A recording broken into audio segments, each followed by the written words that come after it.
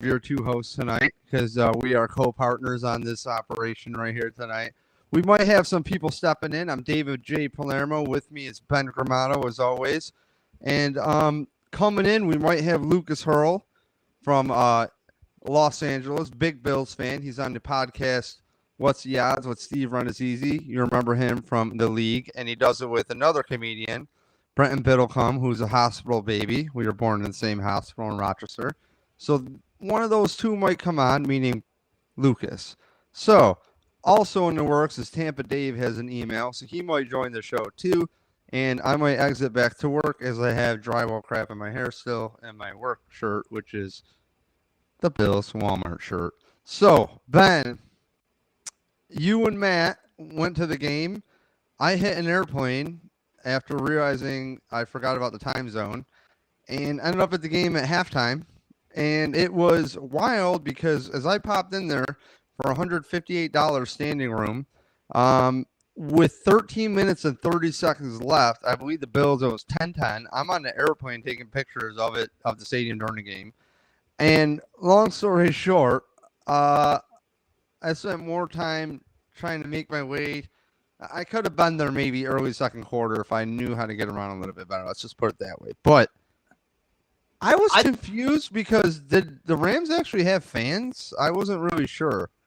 It was weird. Yeah, it was kind of weird because me and Matt, well, you too, because you joined us at our Long Beach spot. But anyways, we were staying out in Long Beach, and on our commute, we took public transportation, which shout out to the Metro out in LA, Long Beach. We were able to get around for free, didn't have to pay for any Ubers or anything. So, I mean, that was cool. We had a great trip back. I know you were having a great time as I was having some really great, thoughtful and provocative,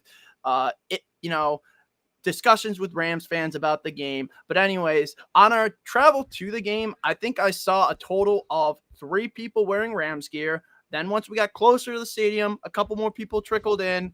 We took a train, our final train to the stadium. There's maybe like 5 Rams fans on the final train. And then once we got out, it was almost like 50-50. Like maybe there were more Rams fans, but there were so many Bills fans there. Like it was almost kind of hard to tell like who was who because, Bills and Rams, we almost have similar colors with the blue. So it was a lot of blending in with blue, but there was a lot of red there too. So quite a bit of Bills fans there. I want to say a good probably more than 30%, 35, maybe even 40% of Bills fans there occupying the stadium, but it was a blast. Yeah, it was pretty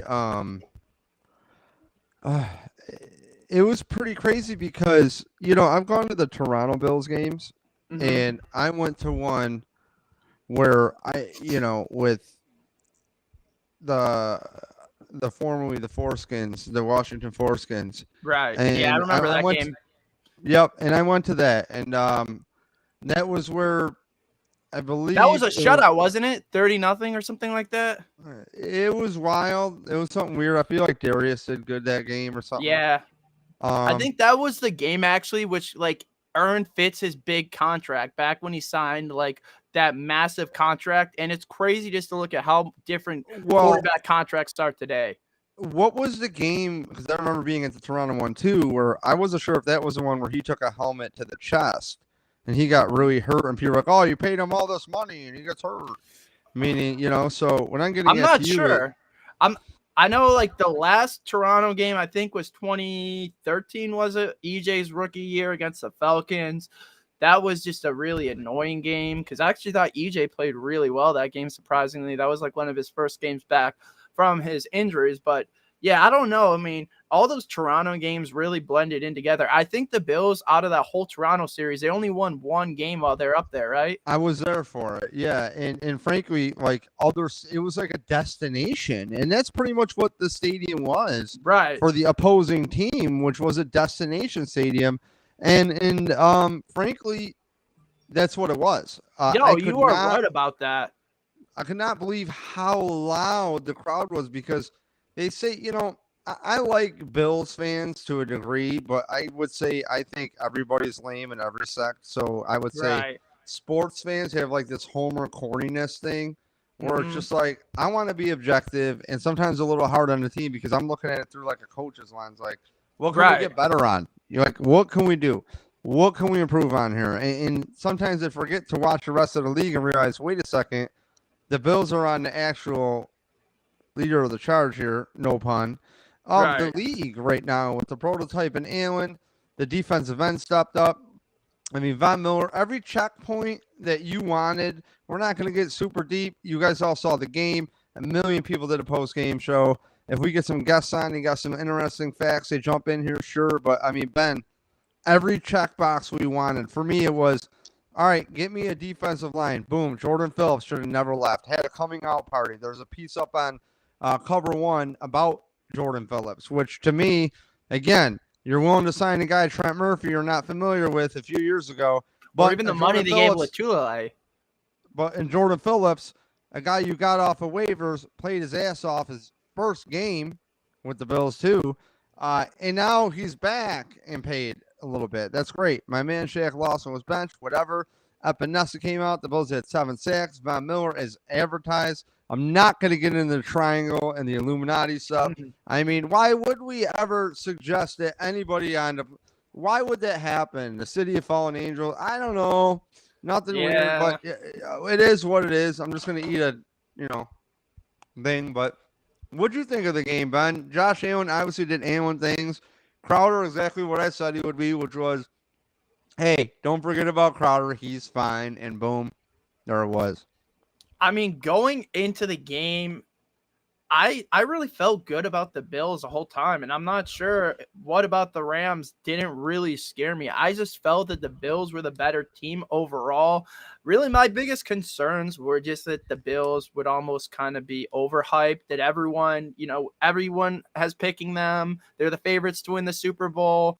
That can kind of cause a lot of pressure. And really, we could have seen a poor showing, like some rust, because we saw it with the Bengals. We saw it with the Broncos. We even saw it with the Colts, Matt Ryan and his debut with Indy. It went awful, but really it almost couldn't have gone even any better for the Bills and Josh. I think Josh was almost perfect. And I was going into that game, I was expecting big things from Josh, but I wasn't expecting him to be as good as he was against the Rams. And he was really, really good. Like, he really was flawless. The only mistake that I'll give to him that whole game was the interception, his second interception to Crowder. But if you go back and look at that play, I still think that being in my seat when I saw the play, I thought that Crowder could have made a play on it. Seeing the replay, I still think Crowder could have made a play on it. Either way, I mean, it's one interception. Other than that, he scored 4 touchdowns. He could have, I think, had 5. Running backs got to take care of the ball, but I mean, that was about as good of a performance as you will see from Josh Allen. Almost perfect. He hit all of his long balls, laser accuracy over the middle. Aaron Cromer forgot. That was the one thing, my biggest point besides, that was the biggest improvement we need to see so we can properly evaluate the fucking running backs. That simple. Zach Moss looked great. Okay. Cook got his fumble out of the way. Okay. Yeah, hopefully that's his only one. And Singletary, how do you cut these guys? You're not cutting anybody right now. Well, in fact, Cook, you don't even. Can we backtrack? Like, I think it was maybe back to 2 or 3 episodes ago. I said that Singletary was going to hold on to the number 1 running back job over Cook. And I still think Cook is going to be a weapon. But come on, we got to give some respect to my guy, Devin Singletary. He runs hard. He drags tacklers. He hits guys head on. He actually has pretty good vision. He's not the fastest guy, but he's an explosive playmaker. We saw it his rookie year, second year, up and down. But they also drafted another running back to compete with him at that point, which is Zach Moss. So anyways, last year, so last 5 games of the season, everything you want to see from your running back. So that was kind of expected out of Singletary for me personally. I think he should get more touches, honestly. You know something? I don't want to go crazy yet, I don't want to get into any semantics. Let's just, Mhm. for me as a fan, I want to let the Bills play their chess after 4 or 5 games. Let's see where we're at. Because what's going to happen is we got Tyreek Hill coming in a couple weeks in Miami. Yeah. And, you and I were talking earlier. We're probably not going to the home opener. I would love Mhm. to. Chances are I'll probably fucking ball out in there because I just feel like flexing on myself. I mean, trying to Right. impress myself. I should probably try a haircut or something. But Yeah. you know what's weird, bro, is during the fucking COVID and all that shit. It's like I was telling you before. Like Cole Beasley got me back into giving a fuck. The players who can't speak up got me into giving a fuck. The dust is settled. I've been fucking right. I don't give a fuck. Fuck everybody. I'm not sinking dumbass energy into negative division politics, and that's all it was meant to do. And we're back. But I did get to go to one game last year, and that was an opener against the Steelers. And it was nice to see the Bills with all the hype behind them show up and stomp the fucking shit out of what I put in the title, quote unquote, Super Bowl chance. Because, like, frankly, we know the Bengals actually won that Super Bowl, and then the refs kind of got involved a little bit. It seemed like a little fuckery. And then the Right. Rams get it. And you're like, oh, the Rams won. Yeah, that's the elephant in the room. Welcome to the NFL. And you know what's crazy, Ben? Is we got to watch all of football all weekend. And next thing you know, we're like, holy shit, the Bills still stack up. And that was the test, dude. And we had to wait 4 days for that shit. And we watched it together. It was cool. So um, if we could spit it back to you, Tremaine Edmonds looked better. I got to give credit where it's due. We got Nick Pop lined up to send us some stuff. And if you don't Nick Pop, check him out at the Red Pinto tailgate. He's a big dude on top of the fucking van, screaming and being awesome and hyping up the crowd. And his dad makes a pizza. So shout out to Pizza Pete and his Yeah, filing shout out cabinet. Pizza Pete. Yup. And they're all up on Barstool. So check them out. Check out the Red Pinto tailgate. Love those dudes. Great guys. And yeah, so Nick Pop, you know, that dude loves Tremaine Edmonds, man. He's got the Virginia jersey. Like, he don't fucking play. So he's like, yo, I I love got Tremaine something. Edmonds too. The guy's a freak. Let's see him have a great year this year and ball out. He, But he needs a line in front of him, bro. I I said this for agree. 5 years, defensive and offensive lines with this fucking team. For some reason, with this coaching staff, is the problem. Yet Josh Allen can do it all, which is crazy. And not for nothing, I don't like the design runs for Allen. I'm sorry. I love that it's on tape, so you have to be aware of it. But I hope their game plan is put on tape. I didn't But see too many actual design runs out of that game. there What I was some. saw, there was maybe a couple, but they weren't like the Dable design runs where he would do like a quarterback sweep or something stupid A like that. design run is a design run, bro. What I don't give a fuck. So what? Between the quarterback tackles is sneak. better. I mean, if you're Between gonna the go, tackles is better. I mean, sometimes a quarterback sneak isn't awful. I mean, here's the thing. Josh Allen is such a big guy. He can take the hits. I don't want the Bills necessarily maybe drawing up these stupid design runs for him, but if he sees something, let him go for it because that's part of his game. You're going to take out I arguably know one of that. his I'm best just saying weapons. a design run is I think Yeah, stupid. I'm all for getting rid of design runs, but even the touchdown play, that wasn't a design run. That was just Josh just saying, screw it. I'll do it myself. And he dragged Bobby Wagner. I mean, if anything, he might injure the defenders who try to hit him. He's that strong. Like, Yeah. you look at him next to Von Miller at the press conference, he makes Von Miller look small, and he's the quarterback. People don't realize that. He's a tank.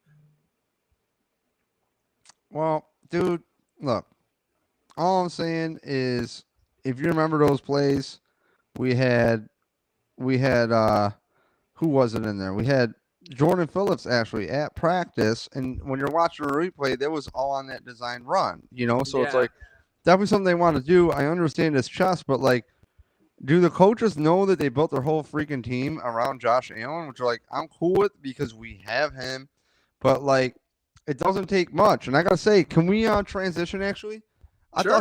I thought the rookies did well. Yeah, I Defensive mean, backs. defensive backs did hold their own.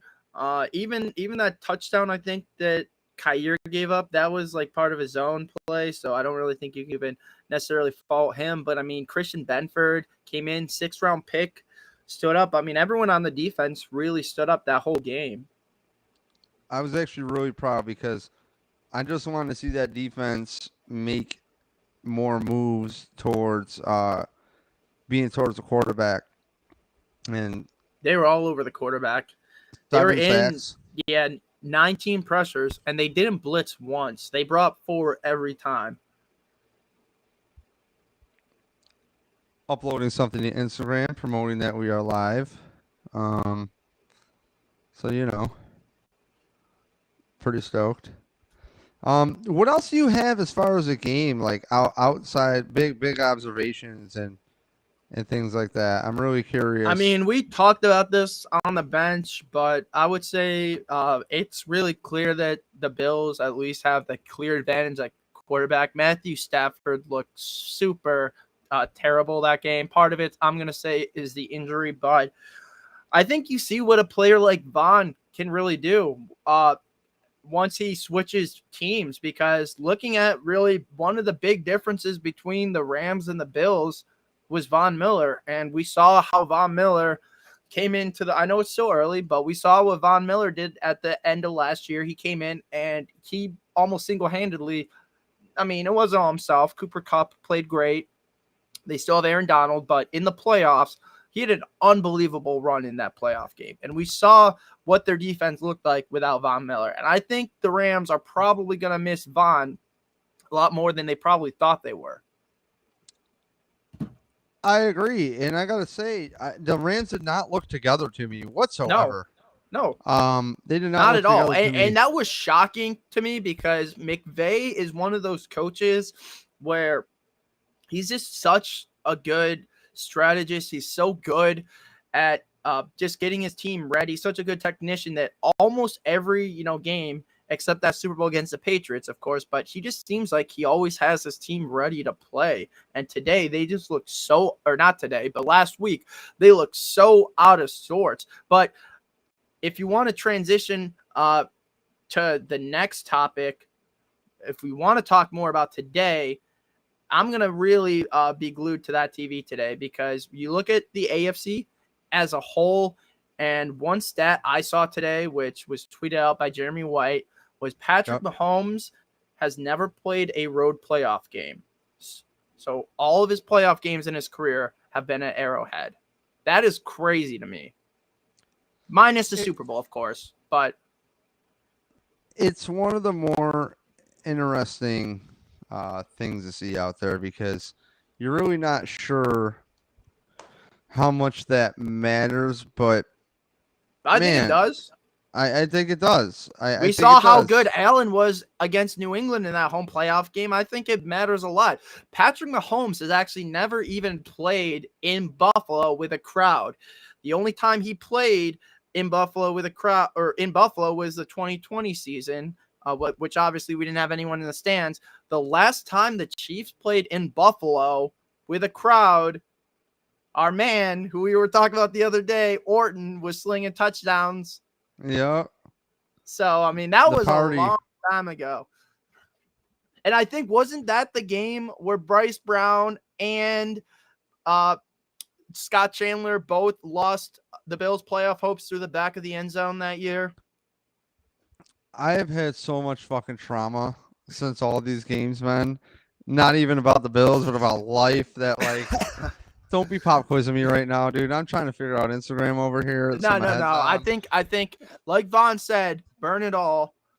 We're focusing on this week. We're focusing on, let's see what the Chargers. I'm going to be intrigued, because to me, I think there's 3 teams in the AFC. There's a couple other teams who might be decent, could be dark horses, but I think when the smoke clears and the dust settles, there's 3 clear contenders in the AFC, and then there's a bunch of pretenders. 2 of them are playing tonight. There's going to be a couple games which are going to be super critical to who gets that 1 seed, and I think the 1 seed is going to be very, very important in getting through the gauntlet, which is going to be the AFC come playoff time. Ben, what is your thoughts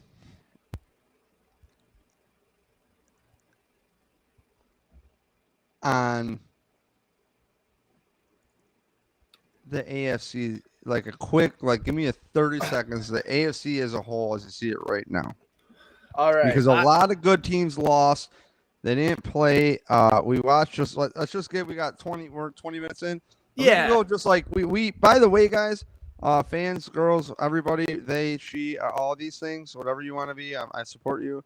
And Yep, me too. frankly, we did a awesome bench cast. So the last podcast, 266, Ben and I were out in Long Beach, and we recapped actually the NFL. So I don't think we really need to get too into it, but a little teaser. Yeah, I mean, I would like to talk about.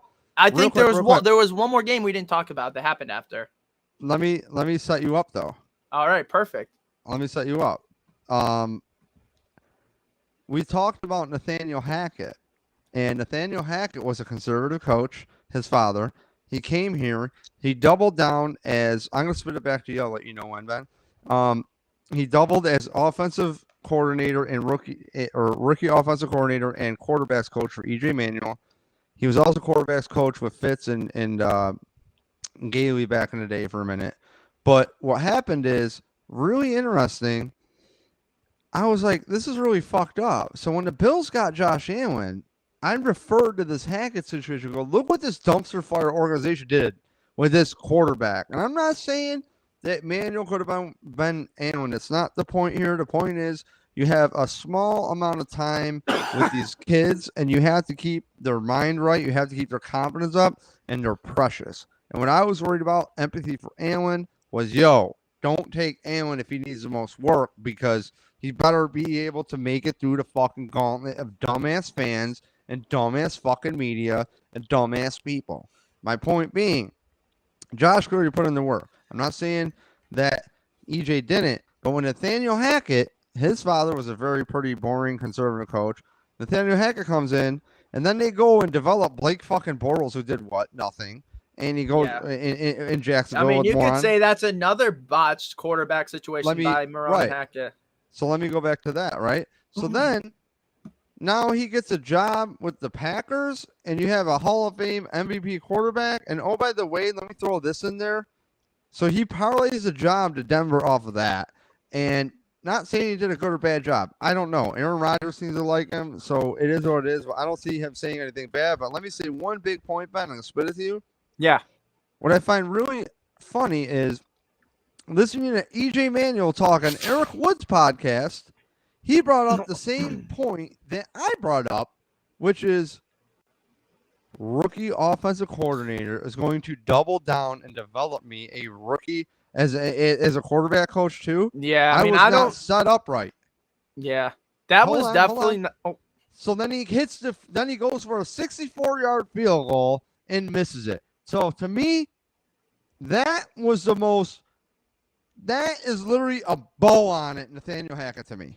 Right there. Yeah, I mean, you described it perfectly. He said the next day, looking back, I wish we went for it. What do you mean? Every person, and if you went back and watched the Manning cast highlight, like Shannon Sharp, Peyton Manning, and Eli are losing their minds. And then like we bring up the point, is the NFL rigged? And we, see stuff like that happen where the Broncos literally had game in hand, ball on the 46 or whatever, over a minute left.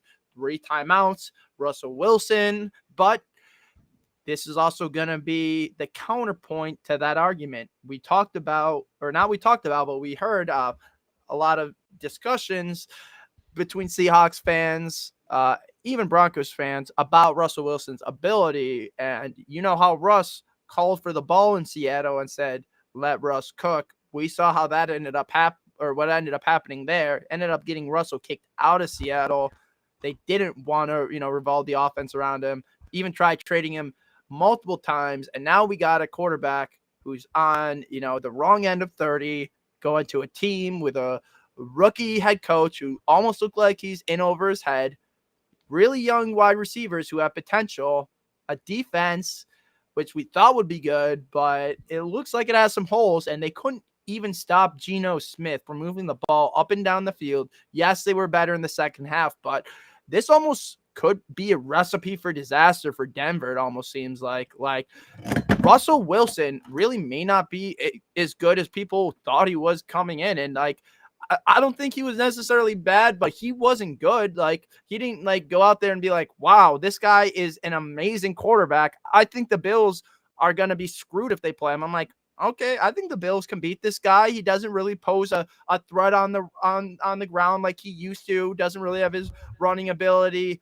He can't see over defenses, so not really gonna beat us over the middle or anything like that. Yeah, once in a while maybe he'll dial up a deep ball, but we got good safeties, and I'm still not really that threatened by their receivers. So I don't really think I'm threatened by Denver. It's early, but I'm going to go out and say, based on week 1, Denver has a potential. I'm not going to say they are frauds because I picked them to win 10 games.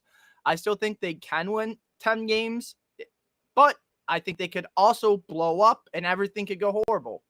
Honestly, Ben,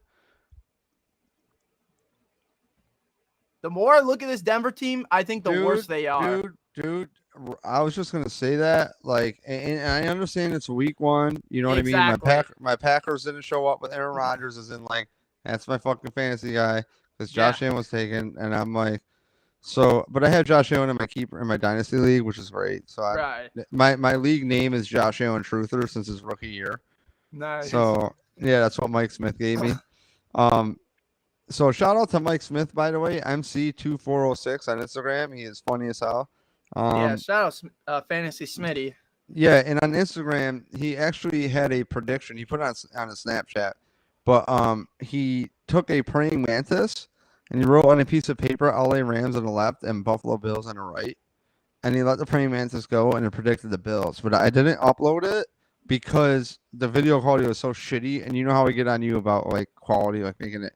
Even though like your background looks kind of shitty, that's funny. You know what I mean? It's perfect, right? But like, whoa! So that's your phone that took that picture. Yeah, I know, but the green screen going, it's funny though. You know what I'm saying? But yeah. So as far as the Broncos are concerned, I will say, I was just that game. I don't see a team the Bills can't step on their neck. Is there a problem with the Chiefs? Yeah, sure, but like, I'm not worried because, to be honest, if there's one team I'm worried about, Ben, it is actually, which we'll preview next podcast before we'll get one in. So make sure even on game day you check your feeds because we're gonna have a quick 10-15. If you're not sure, believe us, we'll have something on Instagram in the Reels department, most likely, meaning some kind of video, or on the YouTube Shorts and/or. So I will say, Ben, the Chiefs, dude. They scare the hell out of me. Out of any team. The Chargers are here. Chiefs are right here. One team, though, I will say, to kind of dip back into it, the Bengals, I think the Bengals have some real weaknesses. And I know they spent a lot of money on offensive linemen and free agency, but if you look at it, a lot of those guys were B-tier guys. They weren't even the top guys at their positions in the offseason as free agents. They spent a lot of money for Joe Burrow to end up on his back how many times and have how many turnovers. Like, I know Pittsburgh has a great defense, but you see how to attack that team. So Pittsburgh basically gave a blueprint to every team in the AFC. This is how you stop Joe Burrow. You go in, you get pressure on him so he can't get rid of the ball. Their offensive line isn't great. We're probably going to see a lot of teams really dial up the pressure when they play the Bengals. Well, and you know, dude, I want to see defense. I love the game of football. Yeah, I do too. I like defense. So what I'm curious to see is, I'm curious tonight. I gotta get my lineup in. Khalil Mack, is he a big difference maker as far as, looking at the outlook of that AFC West division? Because last year the Chargers won game 1. They had them on the ropes. Were up 8 points at home in the fourth quarter against the Chiefs. They probably would win their division if they sweep Kansas City last year. And who knows? We may not even have been to SoFi last week if that were to happen, because who knows what the AFC playoffs end up looking like. Who knows who wins the Super Bowl? Maybe it's the Bills. Obviously, we're going to play the what-if game, but tonight is a huge matchup, and I'm excited. Go Chargers, by the way. Little information for you guys, fun fact, since you didn't ask. So via Seth Walder, top 10 pass rush win rate performances at edge in week 1 thus far. TJ Watt was 11th at 24%, to give you an idea. Von Miller, number 3, behind Shaquille Barnett at Tampa and Micah Parsons in Dallas, which that And I bet that Miller probably played the lowest snaps out of all of them. you think so? Probably doesn't show. He played like 52% of the snaps or something like that. Huh? No shit. He won on 46.7% of his pass rushing snaps. AJ Epineza actually played more snaps than Miller. Wow. Which is kind of interesting to me. So Ben, here's one last thing. I did like seeing. I mean, Josh, this podcast does not do how well the Bills did justice. I'm just betting that any Bills fan knows how well they did, and they don't need to just listen to us just ramble more. But like for real, the connection. Josh was throwing ropes, and to give him credit, it's not Josh Allen, but like if you would have told me that was Geno Smith out there for the Seahawks, he was throwing ropes too, man. Right. And it's good to see the league. I just love where the league is now, man. We're looking at deep routes because these kids finally played Madden. And not even though we're not supposed to like I'm just giving you an overall point. I love the state of the league. I'm excited, man. Like you're talking about the Chargers, they're talking about the Bengals, they're talking about that coach in Miami that the players want to play for. He's like, yeah, fuck Belichick pretty much. Like, fuck that. I love that. I want to see that. I want to see Tyreek Hill get shut down, but he's the Bills' kryptonite. You know, I'm really worried about that kid. And Tua, we want to shit on Tua. He didn't look bad. You know, he's actually pretty accurate with the ball. So, you know, remember, when we went to that Bills game, he was still injured in the hip. That has everything to do with your throwing motion. So, one interesting thing, though, to note on Tua, our boy Fitz even said, Tua, like he says, Tua, he's got some anticipation and stuff, but like he's gonna struggle because Tua doesn't have any elite traits, and it's kind of interesting to see Fitz saying that because back in the day, Fitz was they were going back and forth with Tua and Fitz in Miami, and who knows if Fitz played the full year, I think Miami probably even makes the playoffs that season. But yeah. I mean, it's interesting to see Fitz go out and outright say, yeah, I mean, I think Tua is going to struggle or not. He didn't say he's going to struggle, but he's like, he's going to really have to win on his anticipation and stuff like that versus his athleticism or natural ability, because like he doesn't have any super elite traits. Like he can be a smart guy, good timing, good anticipation, but like at the end of the day, that's really gonna be like what makes Tua. So like Sean Payton even said, I think he went on Coward. He said that he thinks that Miami's eventually gonna go to Bridgewater. Like he outright said Teddy Bridgewater is probably gonna start at some point because he's a good player. Man, blasphemy. I don't want to hear you. Ben, anything else, bro? I know you're a part of Tua or whatever, or a Tua truther. I'm sorry. I'm not a Tua truther. I don't like to just shit on players because you see that smile? It's gonna be fun. It's when my shit ends up in your fucking mouth because I'm right about Tua or not. I could be like, dude, what are you right about Tua about? I'm gonna ride this. All right. Here's the thing. I have said that Lamar Jackson would be a good NFL quarterback before he went to the league because I watched Lamar Jackson play and I saw some athlete talent, like really good running ability, amazing arm. I was like, all he's got to do is just, refine his game a little bit. And we're seeing Lamar. He's already won MVP. Like he's definitely a top 10 quarterback. No question. Borderline top 5. I wanted the Bills to take him so we can win now. Right, exactly. Allen, and then they didn't give Allen any weapons. But I mean, right. But either way, like got a linebacker. Tua, like back to the Alabama quarterbacks. When you're on such a talented team, it's harder to, for your weaknesses to be magnified. Well, now that everyone's NFL level and it's just not your super team matched up against a defense that has maybe one or two NFL guys, you can't really rely on all-world receivers to do stuff. How did Tyreek Hill do week 1? He did okay. I have him in fantasy. I wish he did better, honestly. Score a touchdown, Tyreek. So you think, oh man, I actually got to put in my lineup. So on that note, this has been episode 267. You can find me everywhere, David J. Palermo. This has been Numb Bills Fan Podcast. You can find Ben at Ben Grimaudo, BenGrimaudo. Put an underscore between the two names there for Instagram.